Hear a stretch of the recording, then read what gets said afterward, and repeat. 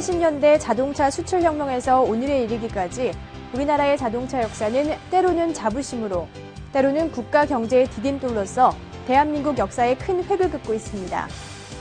그러나 자동차 보급 1,500만 대를 바라보는 현재, 우리의 도로는 자동차로 몸살을 앓고 있습니다. 폭발적으로 증가하는 자동차 세상에서 과연 우리의 교통안전 문화의 현주소 어떻습니까?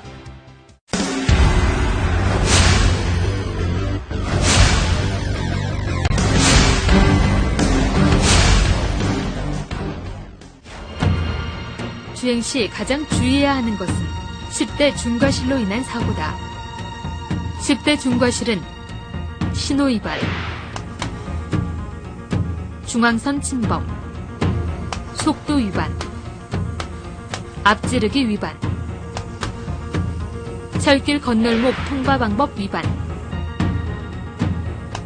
횡단보도 보행자 보호 의무 위반, 무면허 운전, 음주운전, 보도 침범, 개문 발차로서 10대 중과실로 인해 일어난 사고는 교통사고 특례법상 보험가입 여부와 관계없이 형사처벌된다.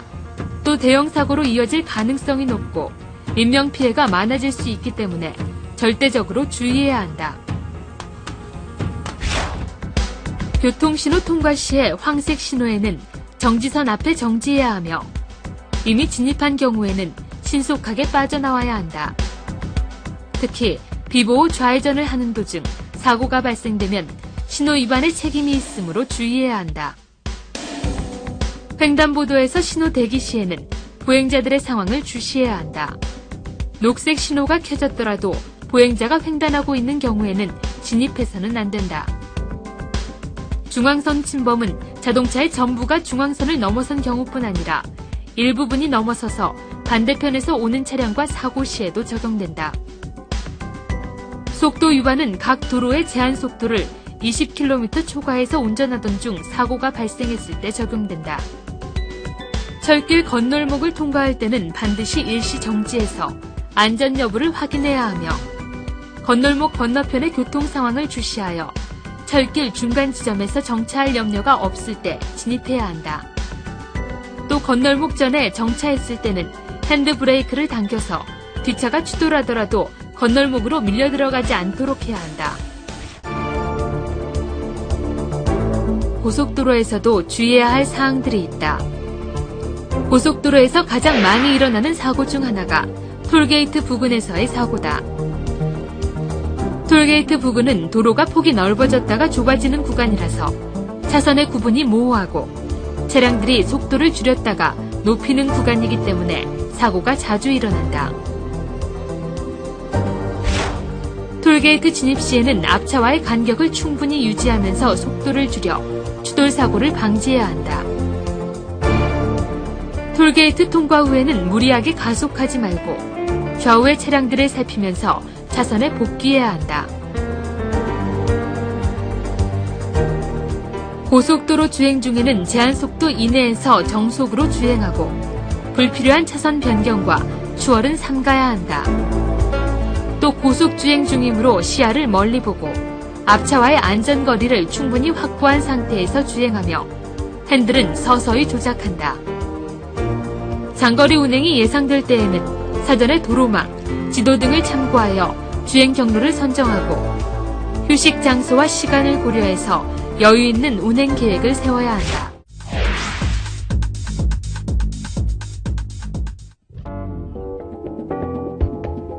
이륜이라는 불안정한 구조로서 이루어진 만큼 이륜차는 과속, 급거부, 무리한 핸들 조작 등에 의해 전복되기 쉽다.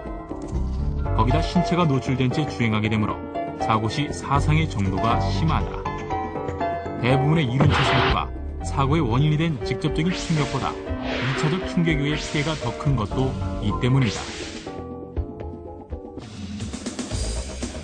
무엇보다 헬멧 착용이 가장 중요한 제1의 준수사항이다. 이륜차 운전자가 안전모를 착용하고 교통사고를 당했을 때는 그렇지 않았을 때와 비교해 45%나 사망률이 줄어드는 것으로 나타났다.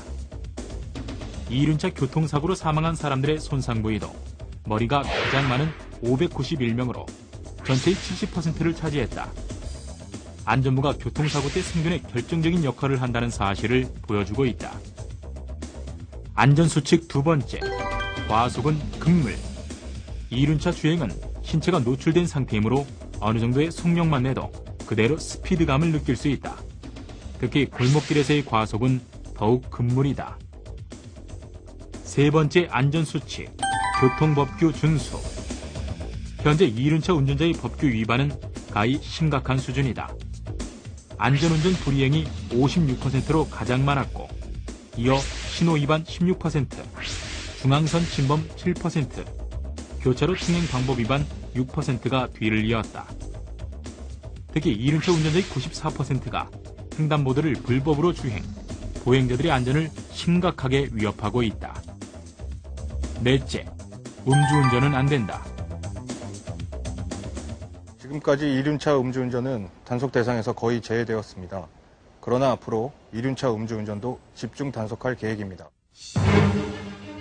다섯째, 자동차 전용 도로에 들어서지 않는다.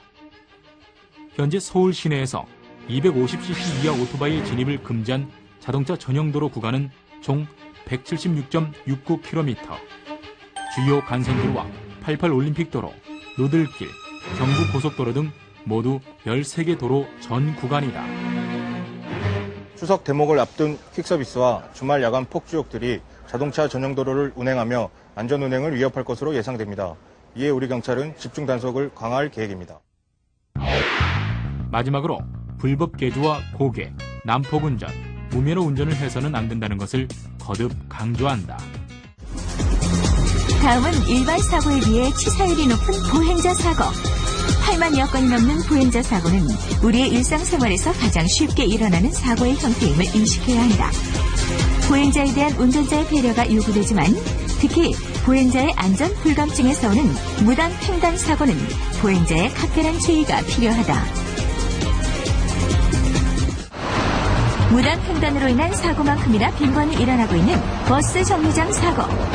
보행자의 안전 불감증과 운전자의 부주의함으로 인한 버스 정류장 사고가 날로 증가하고 있다. 정류장에 정차하지 않은 버스로 인해 차도 중간에서 하차를 해야만 하는 보행자들, 그리고 위험을 잊은 채 도로 중간에서 탑승하는 보행자들은 늘 교통사고의 위험에 처해 있다. 버스 정류장에서 일어나는 보행자 사고의 비율을 줄이기 위해서는 버스가 올바르게 정차한 뒤 버스에 오르는 보행자의 안전의식이 선행되어야만 할 것이다.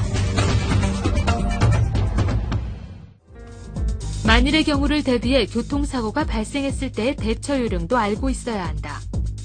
사고가 발생하면 당황하지 말고 환자 발생 유무를 확인해야 한다.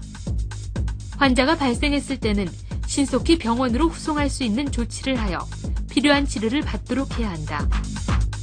먼저 환자의 상태를 파악한 뒤 상태가 심각하다고 판단되면 119 구조대에 신고하고 환자를 안정시킨다. 섣불리 구조하려다가 환자를 위험에 빠뜨릴 수 있기 때문에 성급하게 행동하지 않는 것이 중요하다. 환자의 상태가 위급할 때는 인공호흡과 지혈 등 응급처치를 통해 구급차가 도착할 때까지 시간을 벌어야 하기 때문에 평소에 각종 응급처치법을 익혀두도록 한다. 경미한 사고일 때에는 현장을 보존하고 구체적인 사고 발생 경위를 조사하여 보험사에 연락하는 등 사후 처리를 진행한다. 현장을 보존할 때는 사고 지점과 차량의 위치를 표시하거나 사진을 찍어두고 사고 차량들을 길가로 이동시켜 교통 흐름에 방해가 되지 않도록 한다. 최근 교통사고를 줄이기 위한 범국가적 노력이 계속되고 있습니다. 그것은 교통사고의 폐해가 그만큼 심각하다는 반증일 텐데요. 교통사고는 우리 가정뿐만 아니라 사회 구성원 모두의 행복과 직결된다는 점 고려해서 바로 지금 나부터 좀 더 신중한 운전 습관과 항상 주의하는 보행 습관이 필요합니다.